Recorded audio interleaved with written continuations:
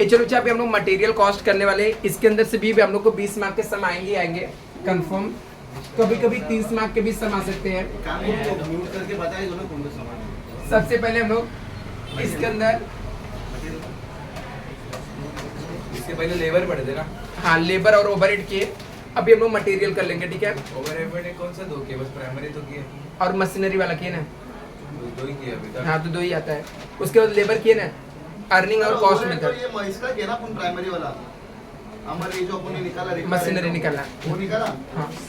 अभी देखो चाहे यहाँ पर अभी मटेरियल कॉस्ट में देखो क्या दिया है। ये मटेरियल कॉस्ट के अंदर कई सारे टाइप्स होते हैं। ये यहाँ पे देखो अच्छा, बस अच्छा, मटेरियल कॉस्ट के अंदर हमारे पास कितने टाइप्स हैं। स्टॉक लेबल निकालना रहता है, स्टॉक लेजर होता है। स्टॉक लेजर के अंदर फीफो वेटेज होता है, जो कि बहुत ही इंपॉर्टेंस है। एक एग्जामिनर सिर्फ आपको इसलिए देता है कि आप लोग कॉस्ट में पास हो जाओ, नहीं तो वो आपको फेल करना चाहेगा तो ये भी चीज दे सकता है, ठीक है। स्टॉक लेवल भी दे सकता है, जिसके अंदर मैक्सिमम, मिनिमम, रीऑर्डर लेवल ये सब निकालना होता है। इकोनॉमिक ऑर्डर क्वांटिटी आता है, इन्वेंट्री टर्नओवर रेशियो निकालने के लिए आता है। तो ये सब चीजें इसके अंदर लोग कैलकुलेट करते हैं। अभी यहाँ पे देखो अच्छा, सबसे पहले एक सम हम इकोनॉमिक ऑर्डर क्वांटिटी का करके खत्म करते हैं, फिर इन्वेंट्री टर्नओवर के एक सम, फिर स्टॉक लेजर पे आते हैं, क्योंकि ये ज्यादा इंपॉर्टेंट है। तो सबसे पहले देखो कौन सा सम करना है बच्चा आपको।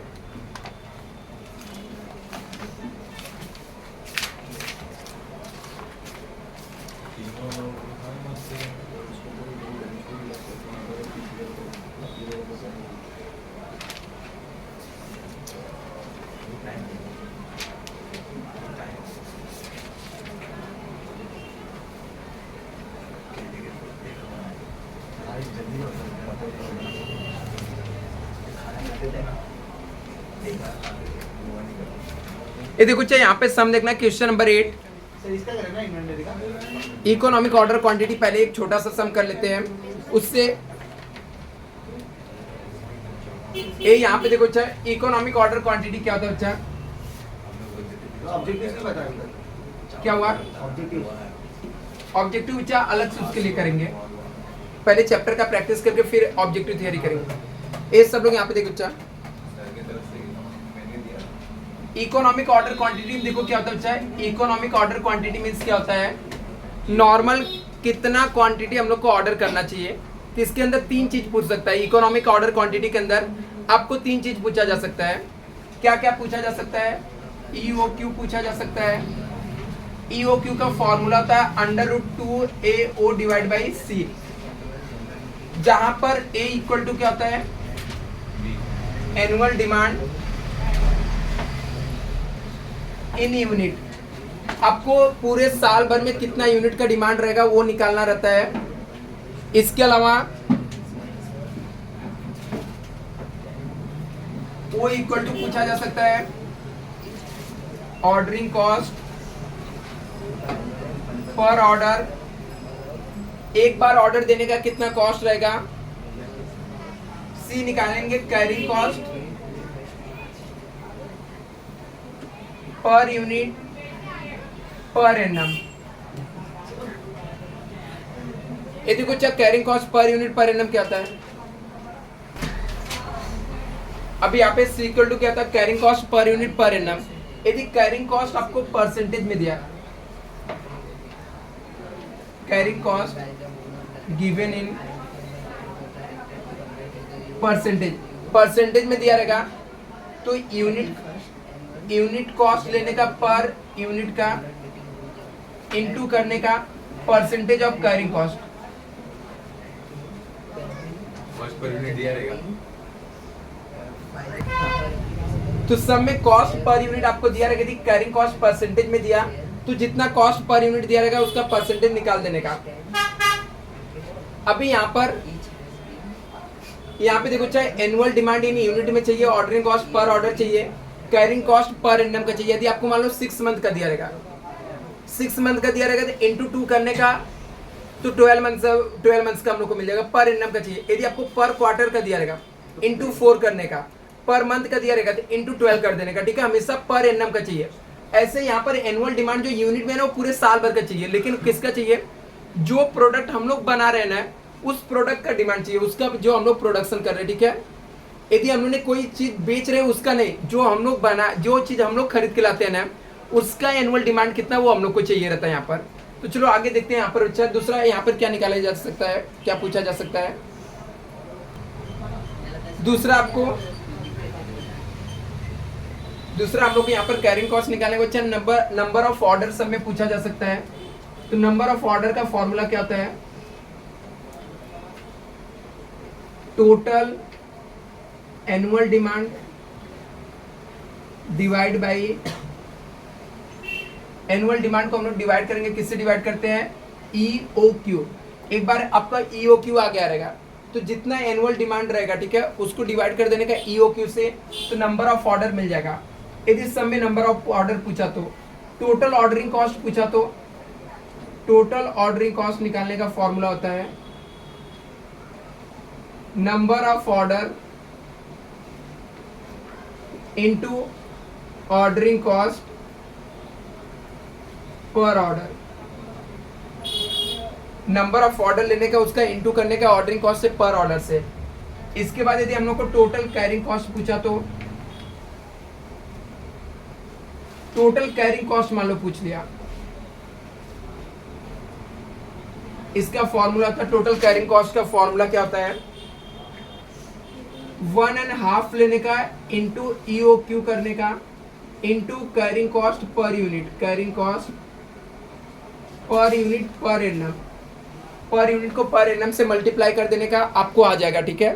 तो अभी यहाँ पे देखते हैं सम के अंदर आप लोग पेज नंबर 57 देखना, पेज नंबर 57 क्वेश्चन नंबर 8। क्या नाम है सर? नाम यहाँ पे दिया बच्चा, नाम नहीं दिया हुआ है, सिर्फ लिखा है purchase manager of the organisation has collect the following data for one of the A class item. जहां पर आपको लिखा है इंटरेस्ट ऑफ लॉकअप कैपिटल 20%, ऐसा लिख के दिया हुआ है।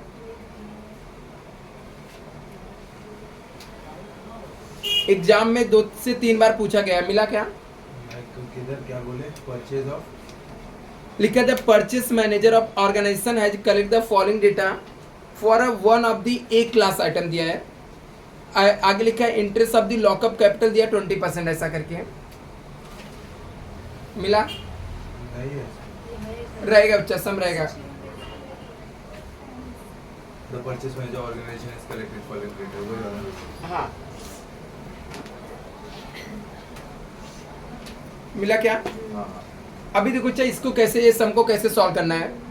अभी यहाँ पे देखो क्या दिया है, पहले सम को पढ़ के समझने का, ठीक है। ये थोड़ा सा बड़ा सम है, नहीं तो छोटे छोटे सम आते हैं। इसमें आपको याद रखना परचेस का मतलब ऑर्डर देने से लेकर हमारे गोदाम तक पहुंचने तक के जितने भी खर्चे रहते हैं सबको हम लोग ऑर्डरिंग कॉस्ट बोलते हैं।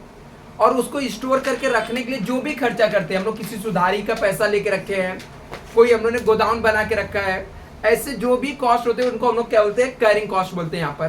तो यहाँ पे लिखा है कि सब में लिखा है इंटरेस्ट ऑफ लॉकअप कैपिटल, तो मतलब ये क्या है, कैरिंग कॉस्ट है, ठीक है।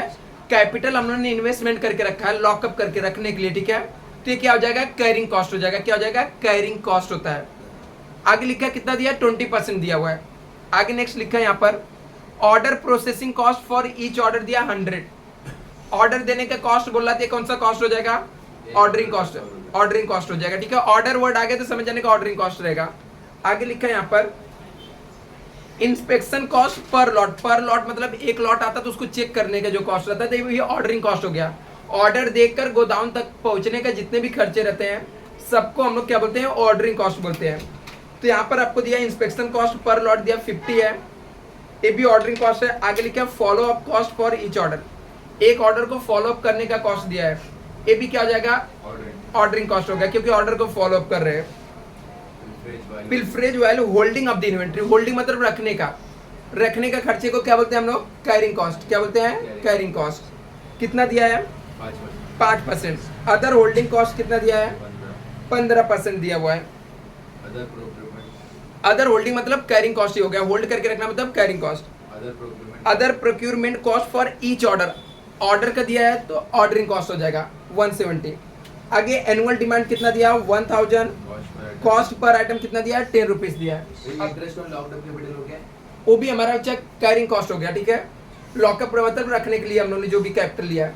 अभी देखो एनुअल डिमांड आपको ए इक्वल टू ऑलरेडी दिया हुआ सब में, ए इक्वल टू एनुअल डिमांड कितना दिया 1000 यूनिट, कितना दिया है 1000 यूनिट दिया हुआ है। ऑर्डरिंग कॉस्ट में अलग अलग दिया हुआ, कितना कितना दिया हुआ है 100 रुपए दिया हुआ है, 100 दिया है, 50 दिया है, 80 दिया है। अदर होल्डिंग कॉस्ट भी उसमें ही आएगा ना? हाँ होल्डिंग है, क्या लिखा है अदर होल्डिंग कॉस्ट नहीं आएगा ना उसमें? होल्डिंग नहीं आएगा बच्चा, कैरिंग हो गया, कैरिंग हो गया। और other procurement cost of each order 170 है। 170 टोटल मान लेंगे, टोटल ऑर्डरिंग कॉस्ट कितना आ जाएगा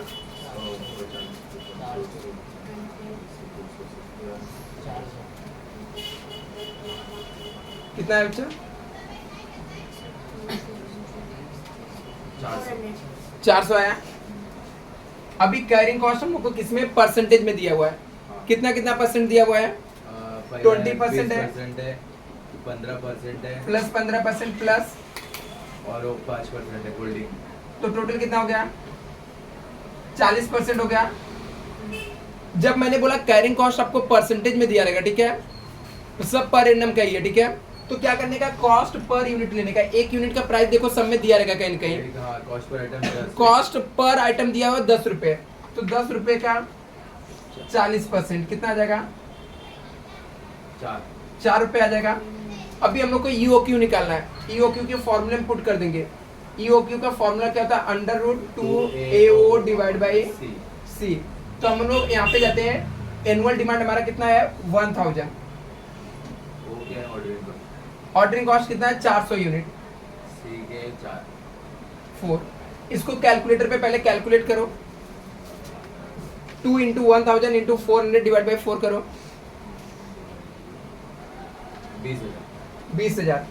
20,000 अंडर रूट में है, अभी अंडर रूट दबा दो तो ईओक्यू इक्वल टू कितना आ जाएगा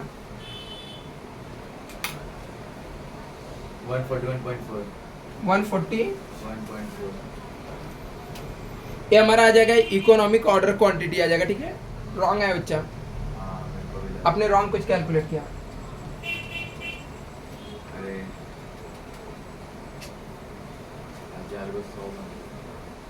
1000 × 2 × 400 डिवाइड बाई 4 करो, 80,000 आया, 80,000 आ रहा है। Divided by 447.2। नहीं पहले इतना, इसका कितना आ रहा है 80,000 आया, डिवाइडेड बाय 4 किया तो 2 लाख आया। 2 लाख आ रहा है, हाँ 2 लाख को अंडर रूट दबाओ, 447.2 कितना आ रहा है 447। ठीक है, तो ये जितना भी आ रहा है 2 लाख आ रहा था, इसको अंडर रूट दबाने पे कितना आ रहा है 447.2 447 आ रहा है, ठीक है। तो चलो 447 ईओक्यू हो गया, यूनिट में आएगा। सब में इतना ही पूछा है, लेकिन मान लो एक एग्जाम में पूछ लिया नंबर ऑफ ऑर्डर, तो क्या करने का, तो नंबर ऑफ ऑर्डर का फॉर्मूला याद रखने का, total annual demand divide by क्या करने का ईओक्यू। तो हमारा एनुअल डिमांड कितना है 1000 है, एनुअल डिमांड कितना है 1000 है, ईओक्यू हमारा कितना है 447, तो डिवाइड कर दो, नंबर ऑफ ऑर्डर आ जाएगा 2.23। नंबर ऑफ ऑर्डर कितना गया 2.23 आया, ठीक है। यदि पूछेगा तो नॉर्मली राउंड अप में आएगा, बट इसमें पूछा नहीं है तो इसलिए हम लोग निकाल लेते, ऐसा पॉइंट में आ रहा है, या पॉइंट में भी आए तो भी टेंशन नहीं लेने का, लिख देने का। नंबर ऑफ ऑर्डर कितना गया 2.23। यदि टोटल ऑर्डरिंग कॉस्ट पूछ दिया तो क्या करने का, नंबर ऑफ ऑर्डर लेने का और हर एक ऑर्डरिंग कॉस्ट से क्या करने का मल्टीप्लाई कर देने का।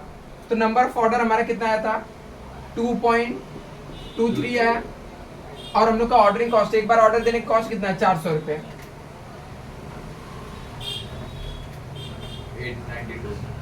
892। यदि टोटल कैरिंग कॉस्ट पूछ लिया तो 1.5 लेने का economic order quantity. Economic order quantity कितना 447 है, इनटू करने का कैरिंग कॉस्ट पर यूनिट से, तो कैरिंग कॉस्ट पर यूनिट कितना आया था 4। जल्दी से इसे कैलकुलेट करो,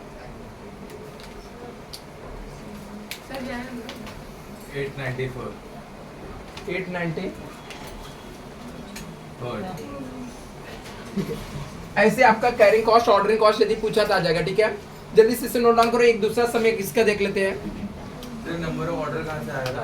नंबर ऑफ ऑर्डर निकालने का फॉर्मूला होता है total annual demand divide by EOQ. नहीं 2.3 सॉरी 2.3 यही है ना बच्चा, 1000 को डिवाइड किया 447 से तो नंबर ऑफ ऑर्डर आ गया था 2.23।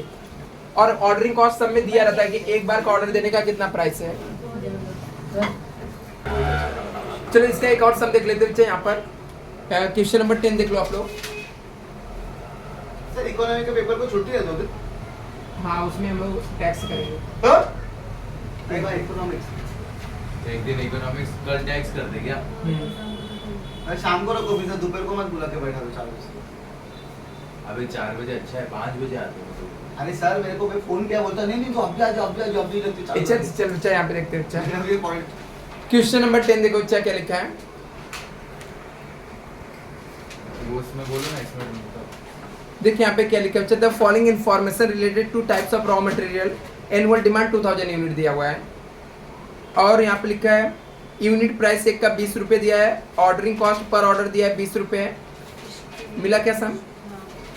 आगे यहाँ पे लिखा है बच्चा, देखो यहाँ पे अभी सम को रीड करते, मिल गया ना सबको सम।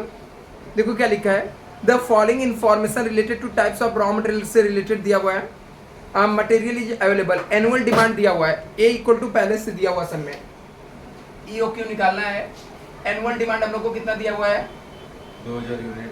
2000 यूनिट दिया है। याद रखना बच्चा, कभी कभी ऐसा सम में आपको घुमा के देगा कि हम लोग जो प्रोडक्ट बनाते हैं ना उसका मार्केट में 2000 डिमांड है पूरे साल भर का, लेकिन वो प्रोडक्ट बनाने के लिए जो रॉ मटेरियल हम लोग खरीदते हैं, एक प्रोडक्ट बनाने के लिए 2 kg लगता है, तो हमारा एनुअल डिमांड कितना हो जाएगा? 4000 हो जाएगा। कितना हो जाएगा? 4000। ऐसा यदि सब में दे दिया कि हम लोग जो प्रोडक्ट बनाते हैं उसका मार्केट में डिमांड 2000 है, लेकिन हम लोग के प्रोडक्ट को बनाने के लिए, एक प्रोडक्ट बनाने के लिए 2 kg रॉ मटेरियल लगता है, तो इससे हम लोग को मल्टीप्लाई करना पड़ जाएगा कि हम लोग को कितना डिमांड हो रहा है। तो ये जो हम लोग कैलकुलेट करते हैं एनुअल डिमांड हमारे कितना रॉ मटेरियल का जरूरत हमें कितना पड़ेगी नहीं, वो हम लोग निकालते हैं। तो यहाँ पर एनुअल डिमांड पहले से लिख के दिया, कितना दिया? 2000 यूनिट। ऑर्डरिंग कॉस्ट दिया है पर ऑर्डर का, सीधा सीधा लिख दिया। ऑर्डरिंग कॉस्ट कितना दिया पर ऑर्डर का? 20 रुपए। 20 रुपए। लेकिन कैरिंग कॉस्ट के बारे में देखो क्या बोला है, बोला कि स्टोरेज कॉस्ट जो है 2% पर एनम और इंटरेस्ट रेट पर एनम कितना है? 8%। 2 + 8% मतलब टोटल दिया है 2% + 8% दिया, कितना हो गया टोटल? 10% दिया है। अभी 10% दिया तो हम लोग कैसे कैरिंग कॉस्ट कैसे निकालते हैं बच्चा? तो अभी जब भी आपको परसेंटेज में दिया रहेगा तो पर यूनिट का प्राइस लेने का, एक यूनिट का प्राइस सब में कितना दिया हुआ है? 20 दिया हुआ है।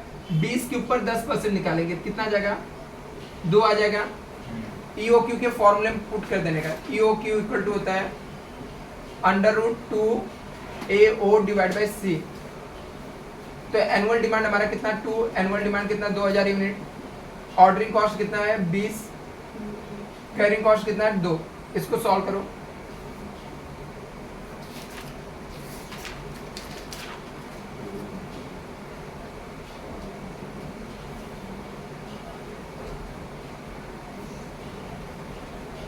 चालीस आ रहा है। कितना आ रहा है? ऐसे ही 40 आ रहा है, रूट दबा के 40,000 की 40 लाख, 40,000 और रूट दबा के 200। 200 यूनिट आ रहा है। हाँ तो हमारा ईओक्यू कितना हो गया? 200 यूनिट। अब इस सब में मान लो टोटल कॉस्ट पूछ लिया, क्या पूछ लिया? Total cost. तो टोटल कॉस्ट निकालने के लिए सबसे पहले क्या करने का? नंबर ऑफ ऑर्डर निकालने का। नंबर ऑफ ऑर्डर कैसे आएगा? डिवाइड बाय करते एनुअल डिमांड को डिवाइड करने का किससे? नीचे वाले से ईओक्यू से। हाँ। एक फॉर्मूला बन जाता है, मतलब ये जो यूनिट दिया रहेगा और जितना ईओक्यू आएगा उससे डिवाइड कर देने का। एनुअल डिमांड कितना है? 2000, ईओक्यू 200 आया, तो कितना टाइम ऑर्डर आ जाएगा? Number of order 10 number of order कितना हो जाएगा? 10 unit order. Total ordering cost कैसे आ जाएगा? टोटल ऑर्डरिंग कॉस्ट का फॉर्मूला होता है number of order into ordering cost per order. Ordering cost per order. तो नंबर ऑफ ऑर्डर कितना हमारा? 10 है। 10 और एक बार ऑर्डर देने का प्राइस कितना था हमारा? 20। हाँ तो हमारा कितना आ गया? 200। टोटल कैरिंग कॉस्ट निकालने के लिए बोला तो टोटल कैरिंग कॉस्ट कैसे निकालते हैं? हाफ इंटू ईओक्यू का हाफ लेने का into 1.5 into carrying cost. EOQ आया 200 मल्टीप्लाई। याद रखना बच्चा, जो ऑर्डरिंग कॉस्ट होता है कैरिंग कॉस्ट दोनों इक्वल होता है, ठीक है, हमेशा इक्वल ही आएगा एग्जाम में। तो हमारा 200 EOQ आता है, इसका इंटू 1 करेंगे, कैरिंग कॉस्ट कितना 2 रुपये, इसका हाफ होता है 100 इंटू 2 कर देंगे, कितना आ जाएगा कैरिंग कॉस्ट 2 रुपए थोड़ी है। 2 रुपये ना, अच्छा 200। और याद रखना हमेशा ऑर्डरिंग कॉस्ट और कैरिंग कॉस्ट इक्वल ही आता है। टोटल कॉस्ट इक्वल टू हो जाएगा total ordering cost plus total carrying cost, 200 plus 200 कितना आ जाएगा 400 आ जाएगा, ठीक है। यदि टोटल मटेरियल का कॉस्ट पूछ लिया तो उसमें मटेरियल का अमाउंट और ऐड कर देने का। जब भी ये कैरिंग कॉस्ट ये दिया रहेगा परसेंट में दिया रहेगा तो इसको पर यूनिट के कॉस्ट के ऊपर निकाल लेने का, हरदम ऑर्डरिंग कॉस्ट पे निकाल लेंगे आप। ऑर्डरिंग कॉस्ट पे नहीं, पर यूनिट के कॉस्ट पे। सब में दिया रहेगा कि एक यूनिट का प्राइस कितना प्रोडक्ट का 20 है तो 20 दिया था तो 20 के ऊपर निकाले। यदि 30 रुपीज़ दिया रहेगा 30 रुपीज़ पर यूनिट का प्राइस जो दिया रहेगा उसके ऊपर हमेशा निकालने का। ये हमारा EOQ हो गया बच्चा। एक आता है इसके अंदर इन्वेंट्री टर्नओवर रेशियो, हो सकता है कल 10 मार्क का आ जाए। चलिए इसको रख करो।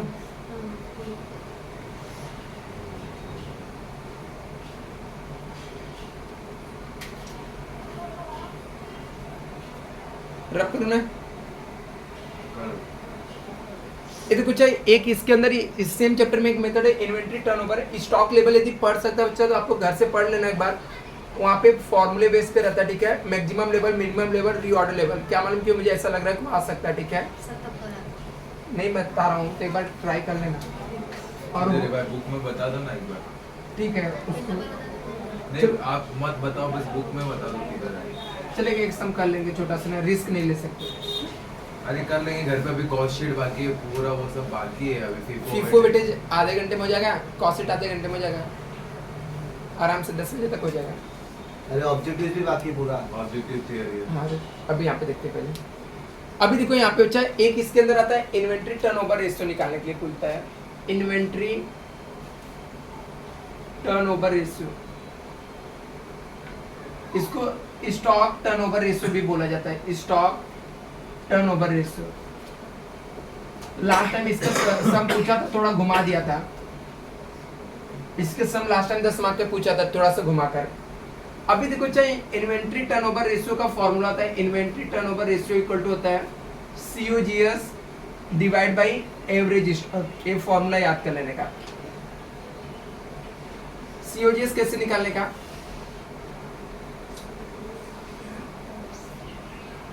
कॉस्ट ऑफ गुड्स सोल्ड कैसे निकालने का,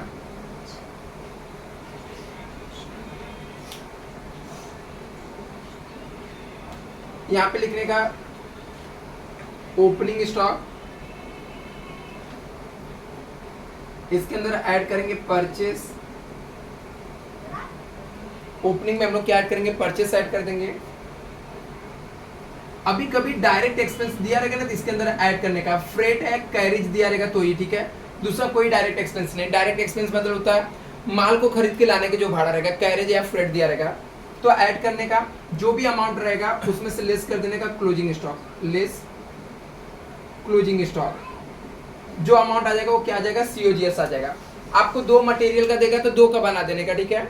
COGS निकालने का सिंपल सा फॉर्मूला होता है opening plus purchase minus closing होता है।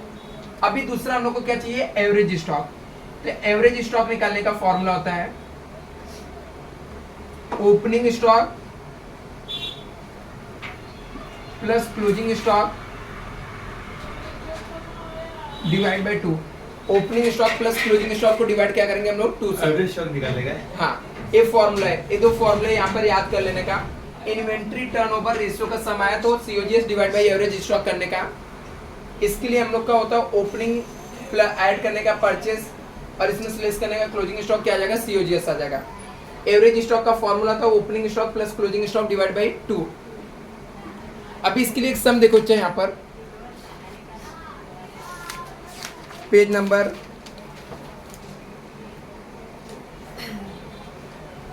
पेज नंबर 98 क्वेश्चन नंबर 48 दिया है। जाना यहाँ पे आपको बुक में मिलेगा, ठीक है। इन्वेंट्री टर्नओवर रेशियो लिखा है, उसके आगे उसका फर्स्ट वाला सम देखना है। और अब बाकी के बचे हुए सम को एक बार देख लेना या सॉल्व कर लेना। मिला क्या? इन्वेंट्री टर्नओवर इस चैप्टर के एकदम लास्ट में, ठीक है, सेकंड लास्ट है। फीफो वेटेज के बाद दिया हुआ है, फीफो वेटेज के बाद दिया हुआ है। इन्वेंट्री टर्नओवर रेशियो लिखा है और उसका फर्स्ट वाला ही सम है जहाँ पे फीफो वेटेज खत्म होता है, इन्वेंट्री टर्नओवर रेशियो लिखा था। Following are the available in respect of material X दिया हुआ है। मिला? इन्वेंट्री टर्नओवर रेशियो का फर्स्ट सम है, क्वेश्चन नंबर 48 है, ठीक है, रहेगा बच्चा, सम रहेगा। The following data are the year ended 2014 वही बोलेगा? नहीं तो क्या है? Following data available in respect of material x for the year ended 31 मार्च दिया है। 2015। मिला? हाँ। अभी देखो इसमें लिखा है कि ओपनिंग स्टॉक आपको 90,000 दिया है, परचेस ड्यूरिंग द ईयर दिया कितना 2,70,000, क्लोजिंग कितना दिया है 1,10,000। कैलकुलेट करना है इन्वेंट्री टर्नओवर रेशियो। आपको क्या कैलकुलेट करना है? Inventory turnover ratio. दूसरा यहाँ पे पूछा है number of day which average inventory held, कितने दिन तक हम लोग इन्वेंट्री होल्ड करके रखेंगे। हो सकता है नंबर ऑफ डे की वजह नंबर ऑफ मंथ में भी पूछ सकता है, नंबर ऑफ मंथ में पूछ सकता है, या फिर किस में पूछ सकता है, वीक में पूछ सकता है। तो कैसे रहेगा निकालना, देखो यहाँ पर सबसे पहले हम लोग को इन्वेंट्री टर्नओवर रेशियो बोला, तो इन्वेंट्री टर्नओवर रेशियो का फॉर्मूला लिख देने का। इसका फॉर्मूला था COGS divide by average stock. COGS कैसे आता है? ओपनिंग स्टॉक लिखने का। ओपनिंग स्टॉक कितना दिया सब में? ओपनिंग स्टॉक कितना? 90,000 है। परचेस कितना दिया है? 2,70,000। डायरेक्ट एक्सपेंस है नहीं तो दोनों को ऐड कर लो, कितना आ जाएगा? 90 प्लस 2,70,000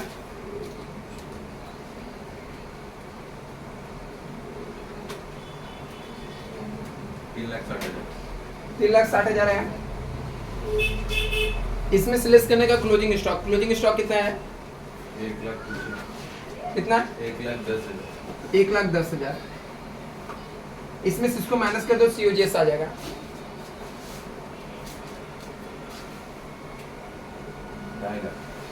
2.5 लाख आ गया, मतलब 2,50,000। अभी एवरेज स्टॉक कैसे निकालने का? ओपनिंग कितना है? ओपनिंग 90,000 था और क्लोजिंग हमारा कितना था? 1,10,000 डिवाइड बाय 2 कर देने का, ठीक है। तो यहाँ पर ये दोनों का टोटल हो गया 2 लाख, डिवाइड बाय 2 करेंगे तो कितना आ जाएगा? 1 लाख। अभी जाने के फॉर्मूले में पुट कर देने का, तो सीओजीएस हमारा कितना आ गया? 2,50,000 आया, 2,50,000 और एवरेज स्टॉक कितना आ गया? 1 लाख। तो कितना आ जाएगा? 2.5 टाइम। ये दोनों निकल गया, क्या? एवरेज स्टॉक भी निकल गया, आईआरटी भी निकल गया। हाँ, अपने को इन्वेंट्री टर्नओवर रेशियो के लिए ही एवरेज स्टॉक लगता है, क्योंकि इसका फॉर्मूला ये COGS divide by average stock. तो पहले सीओजीएस स्टेप 1 में सीओजीएस निकाल लेने का, स्टेप 2 में इसको निकाल लेने का, और स्टेप 3 में इस फॉर्मूले में पुट कर देने का, आ जाएगा। अच्छा, आईटीआर निकालने के लिए सीओजीएस लगता है। सीओजीएस और एवरेज स्टॉक लगता है। अभी आपको यहाँ पर क्या पूछ सकता है? Number of day inventory held पूछ सकता है। Number of day inventory held मतलब हम लोग कितने दिन तक इन्वेंट्री को होल्ड करके रखा, ठीक है। Number of day inventory hold कितना किया था, तो इसका फॉर्मूला रहता है 365 डे। यदि डे में पूछा तो 365 लिखने का, डिवाइड करने का इन्वेंट्री टर्नओवर रेशियो से। किससे डिवाइड करने का? इन्वेंट्री टर्नओवर रेशियो से। तो 365 divide by 2.5। Inventory turnover ratio कितना था? 2.5। 146 कितना?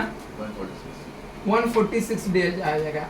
यदि मान लो ये आपको इसमें ना पूछ के वीक में पूछेगा तो 52 को डिवाइड कर देने का 2.5 से, ठीक है। अच्छा, जितना रहेगा ईयर पूछा तो 365। हाँ, डे में पूछा तो 365, मंथ में पूछा 12 डिवाइड बाय 2.5 आ जाएगा।